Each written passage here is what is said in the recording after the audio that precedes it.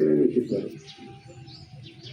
ఏం చెప్తారా నీకు మొత్తం ఇచ్చి ఇద్దరు బాగుంటారు, ఇద్దరు ఇస్తారు. ఆ నిద్ర పోవడం వల్ల నువ్వు బాగుపడినావు కానీ డాక్టర్ వల్ల కాదు లాభం. బాగుపడింది డాక్టర్ వల్ల అయ్యిండొచ్చు, ఏదో పావుల పాపం. 3% మన శరీరమే బాగు చేసుకుంటుంది. 3% మన శరీరమే బాగు చేసుకుంటుంది. పక్కన అడవుల్లో ఉండే చెట్లు, అడవిలో ఉండే జంతువులకు ఏ డాక్టర్ లేడు, అదే బాగా చేసుకుంటుంది. అది దానికి బాగా లేకపోతే నోట్లోకి ఏమి తీసుకోను. గడ్డి కానీ ఏదైనా కానీ ఆహారం ఏది తీసుకోను. ఉపవాసం ఉంటుంది. ఉపవాసం ఉండి ఉండి ఉండి దాన్ని చేసుకుంటున్నాడు. మనం కూడా విశ్రాంతి తీసుకొని హాస్పిటల్కి పోయి బాగా వస్తాము.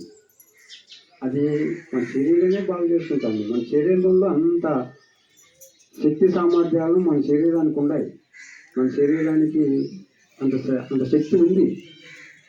ఇంకా తోడు వేలలో వేలు పెట్టుకొని సుఖాసనంలో కూర్చొని కళ్ళు మూసుకొని కూర్చుంటే, ఇంతగా కూర్చుంటే, కదలుకోకుండా కూర్చుంటే ఇంకా శక్తి మనలో పెరుగుతుంది. ఎట్లా పెరుగుతుంది?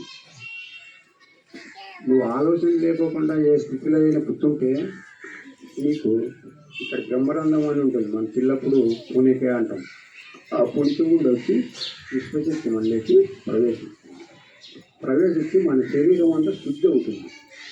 శుద్ధి అవుతుందంటే ఎట్లా అంటే జిమ్ అంటుంటుంది. ఇక్కడ నుండి ఇక్కడ కిందికి ఎంత జిమ్ అంటుంటుంది. ఎక్కడైతే మనం నొప్పులు ఉన్నాయో మనకు విశ్వశక్తి అక్కడ పోలేదు అని, మన శక్తి పోలేదు, మన ప్రాణం అక్కడ పోలేదు కాబట్టి మనకు అక్కడ శక్తి వస్తుంది. అక్కడైతే ఎప్పుడైతే ప్రాణం అక్కడ పోయిందో, మన శక్తి అక్కడ పోయిందో అది మాయమైపోతుంది. కాబట్టి ధ్యానం చేయడం వల్ల, కళ్ళు మూసుకొని కూర్చోవడం వల్ల మనకు అనేక విశ్వశక్తి వచ్చి మన ఆలోచనలు తగ్గిపోవడం వల్ల ఆలోచన లేకుండా లేని స్థితిలో మనకు అది జరుగుతుంది. అది ఈ శ్వాసలు ఆడడం వల్ల శ్వాసలు ముందు చెప్తున్నాం మనం. చంద్రనాడి సూర్యనాడి, ఈ చంద్రనాడి ఎప్పుడైతే మనం చూసుకుంటామో బాడీ కూల్ అవుతుంది. మన నిద్రలో ఎక్కువ చంద్రనాడి తీసుకుంటానే బాడీ ఆవలింపులు వచ్చి నిద్రలోకి దాచుకుంటాం. ఈ ధ్యానంలో కూడా చంద్రనాడి ఎక్కువ తీసుకుంటే చిన్నగా మెల్లగా లోపలికి పోతాం, అదే కూల్ అయిపోతాం. ఈ శ్వాసలు అదే ప్రాణాయామం అంటారు. ప్రాణాయామం దీన్ని తీసుకోవడం వల్ల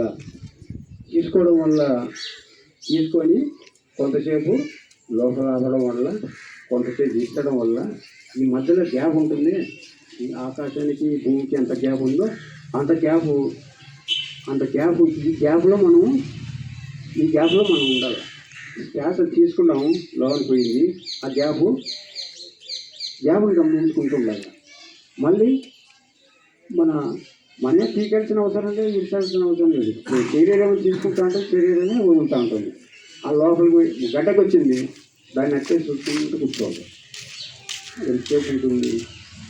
ఒక్కొక్కరికి ఒక్కో రకంగా ఉంటుంది. ఒక్కొక్కరు 10 సెకండ్లు ఉంటుంది, ఒక్కొక్కరికి ఎక్కువ ఉండొచ్చు.